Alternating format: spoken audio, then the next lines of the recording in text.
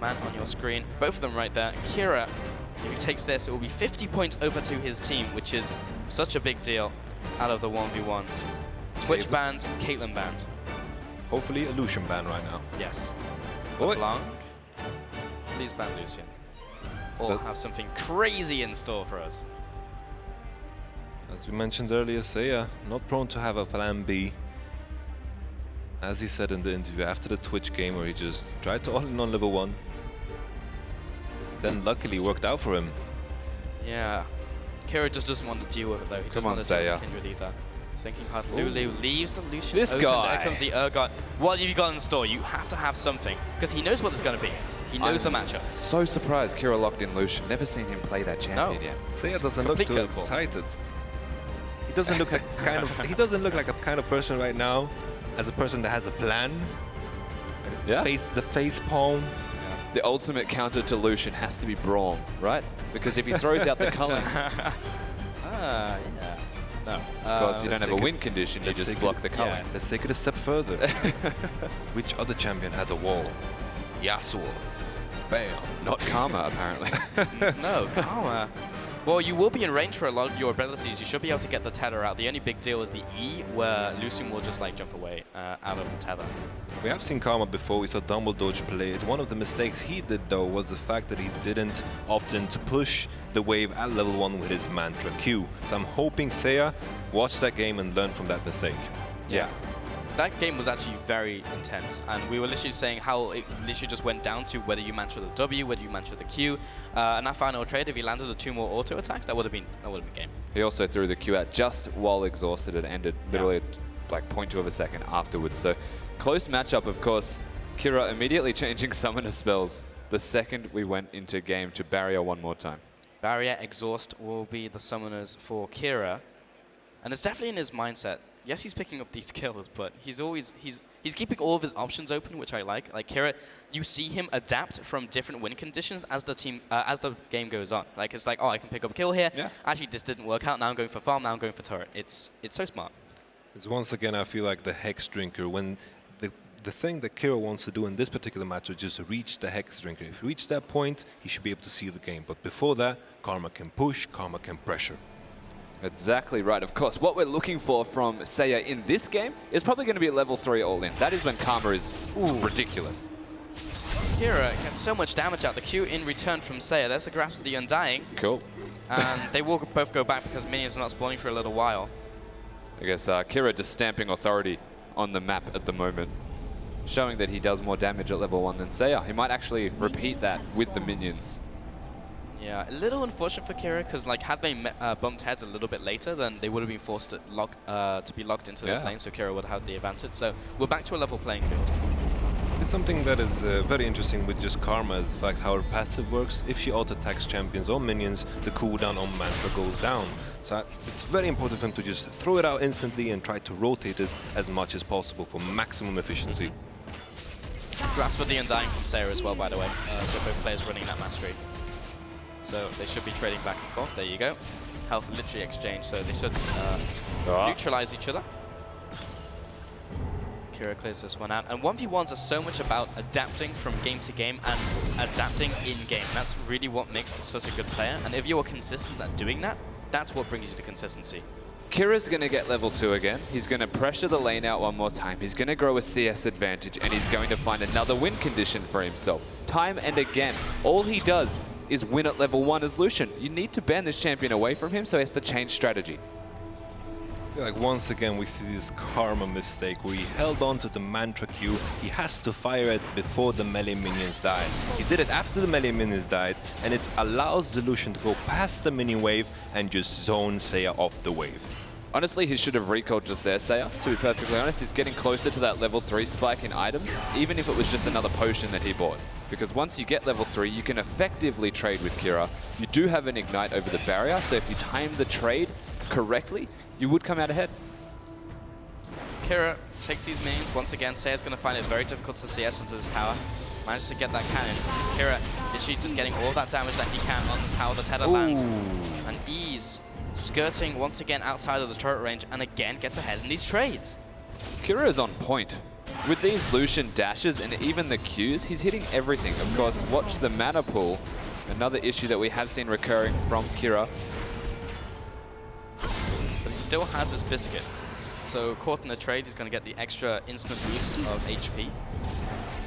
And while 20 doesn't seem like a lot, in a 1v1 scenario where we saw people literally run away with less than that, everything counts in these 1v1s. We're also seeing a lot of players take the Feast Mastery out of Ferocity. Once again, Seiya is getting chunked by Kira. I mean, 20 is not a lot, but it's also 1/5 of the way to a win, and he's well and truly ahead of Seiya. Seiya's struggling. Again, with both games that we have watched from him, the second the minions get to the lane, he just seems to lose and fall on the back foot. We'll see if he can turn it around again this time and actually come out ahead. Yeah, actually something I want to start tracking also in Kira's 5v5 games is when he just starts winning the lanes at level 1. Yeah. He's done that consistently in these 1v1s, and that's always given her the advantage, and we've always had to see the opponent play on the back foot. I've never seen Kira be behind and have to catch up.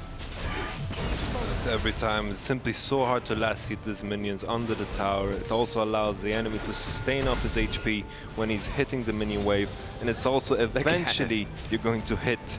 So many peaceful minions today. Of course, you don't make him angry, he starts hitting you again. Goes for the tether, that's Mantra, I believe. Yeah, gets the health back. This is evening up because Karma has so much sustain, but Kira is just straight up winning on the CS. Seiya, Not bad.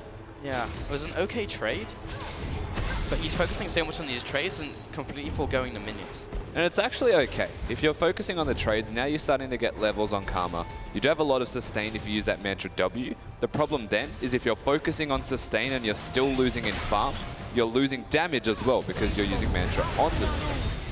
We're also starting to reach that kind of break point where Kira can just base and buy a full Hex Drinker. And after that point, I cannot imagine a Karma, who is inherently a poke champion. She's not going to be able to one-shot this Lucian throughout this. Here they go. Auto attack trades.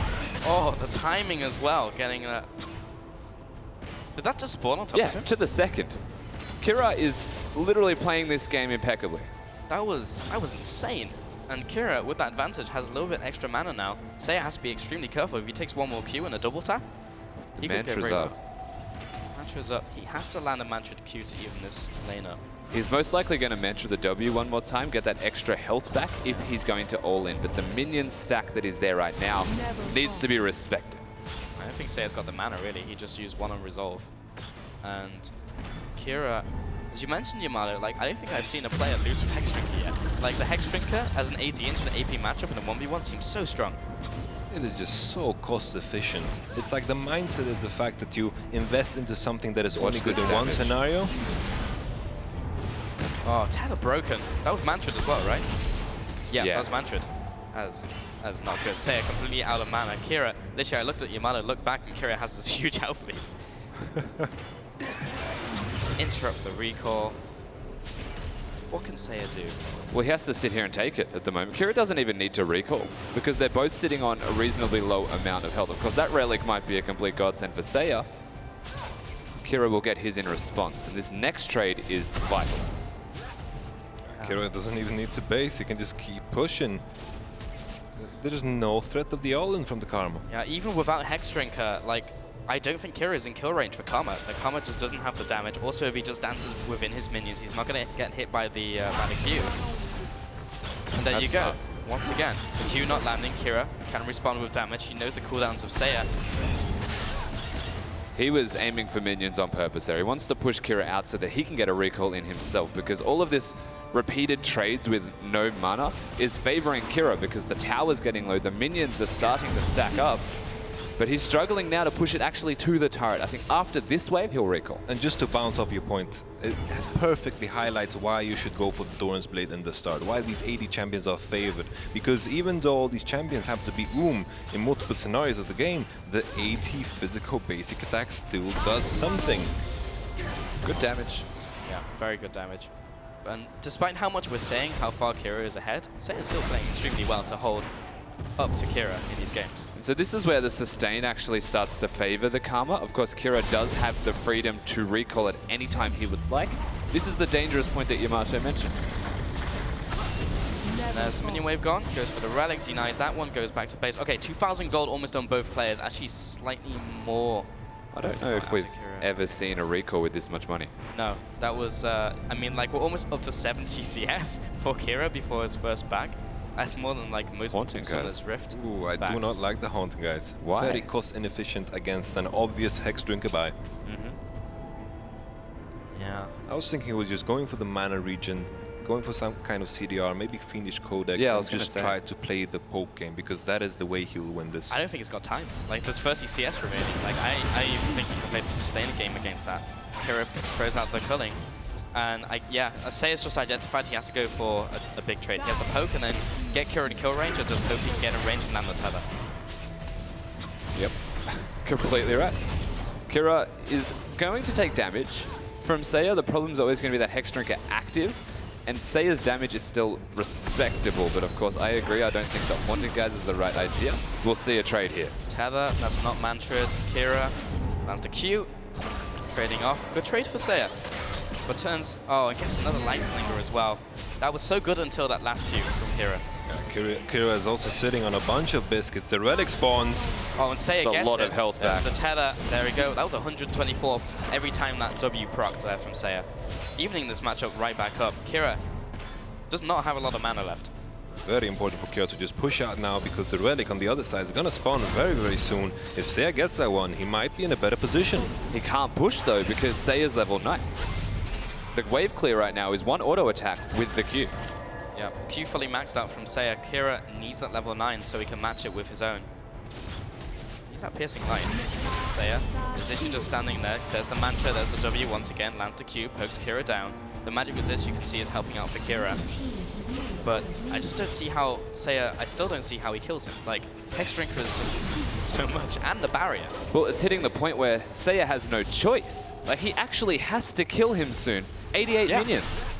90.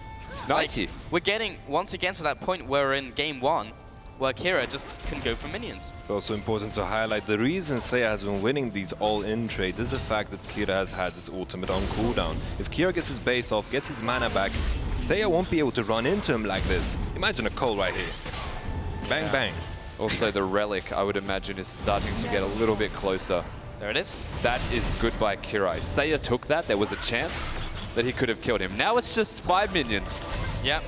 Kira can win on minions or he can win on kills. Lands the Q The once filet again on minions. Seiya. Both. This is brutal. He's going to go back Has to to the all relic. in. He has to go in. He has to go in now. Now is the You last chance for literally have Seiya. to go right now. Go! One more minion goes in. Kira, he can exhaust probably him. just focus on the minions, go, go. but the exhaust come out, looking for the barrier. He's hitting And the Seiya, minion. He just doesn't have the damage. It just goes He's to him gone, instead. he's done. Seiya just goes for the recall. And Kira styles on him. 2-0 in the finals. 50 points over to his squad. Makes a very, very valid point. Once again, back to that video that we saw of Kira when he wanted to come to this tournament and prove a point, winning the 1v1 tournament